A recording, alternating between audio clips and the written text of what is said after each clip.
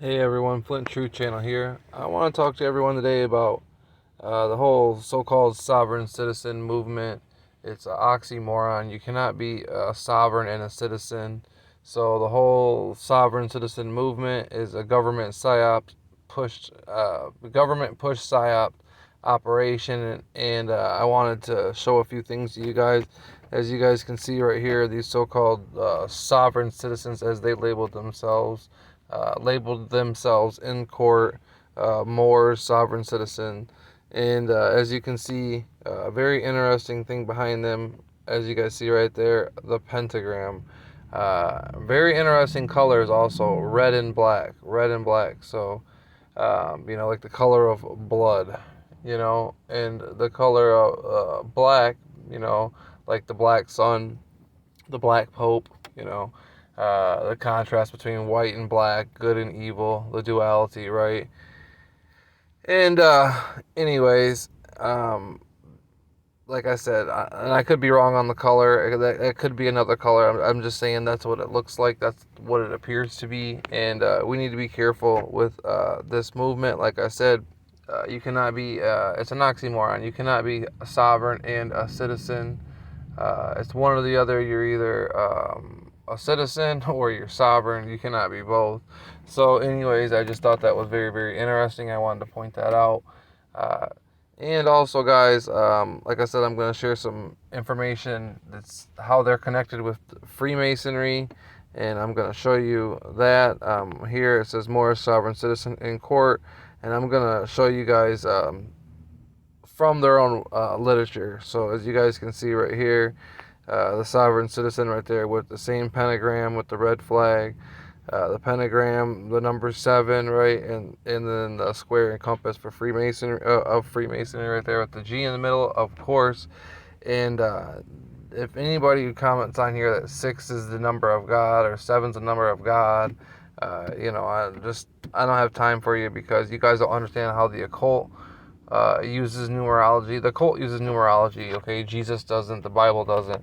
God doesn't use numerology. So for people that comment and say, "Oh, that's nonsense," God created numerology and He uses numerology.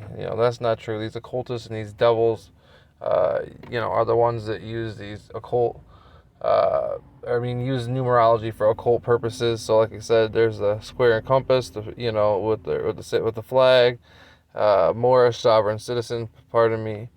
Right there is the full thing from True Science if you guys want to go look at the video. And again, you guys can see the square and compass. So, what else was I going to show you? This right here, it says Moor in court, and I want to show you his eyes. Okay, look at this man's eyes, right? This man looks possessed. If you guys go watch the video, he looks possessed, to say the least. And with the pentagram that's on their star, who knows what they're doing. Again, the Shriners star, they got the same star. That's the connection with another connection with Freemasonry right there, the pentagram, right?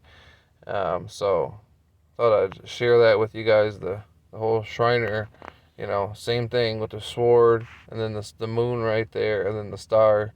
But that's a pentagram, right? Very, very old occultic symbol. So I showed you guys that. Showed you guys the close up of the flag, and then so now I'm gonna get to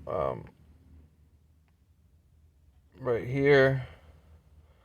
This is the Moorish Science Academy, so nobody can't tell me that this is just from some honky donk website or whatever, so a honky tonk or whatever the word is, website or whatever. This is from the Moorish Science Academy. It says the Masons and the Moors, the origin of Freemasonry, as it would be expected, such a vulnerable secret society, as shrouded in myth, legend, and legend and almost impenetrable obscurity, since at least the late 18th century Masonic writers have sought to establish a link between Knights Templar and Freemasons. Sorry guys, I'm outside, so I'm kind of paying attention to other things. Freemasonic lore and symbols have been traced to ancient Egypt and Phoenicia. Yet, despite all the books and articles exploring Freemasonry published all over the last 100 years, This is one that has not received attention. It concerns Freemasonry's debt to Islamic mysticism and a shadowy tradition connecting to Masons with the Moors of North Africa. So again, like I said before, this is a Freemasonic movement. So don't be fooled by that. Like I said, you cannot be a citizen and sovereign in the same, they're two opposite things. Okay, they contradict each other. They cannot go together. You cannot be sovereign and a citizen. You can be sovereign or you can be a citizen. It's one or the other. You can't be a sovereign citizen. And like I said, you guys are free to read this. It's the Moors Science Academy, the Masons and the Moors. An involvement with Freemasonry in the establishment of the United States of America is well documented. In fact, Masons featured so promptly in drafting the American Declaration of Independence. So blah blah blah blah. So it's just, anyways, there's just saying the people that made our forefathers were all high degree Freemasons, basically.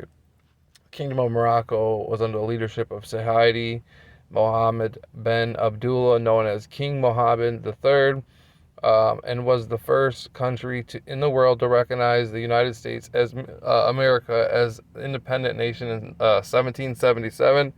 This historic act by North African Muslim kingdom highlights the relationship then existing between sorry guys, having trouble seeing.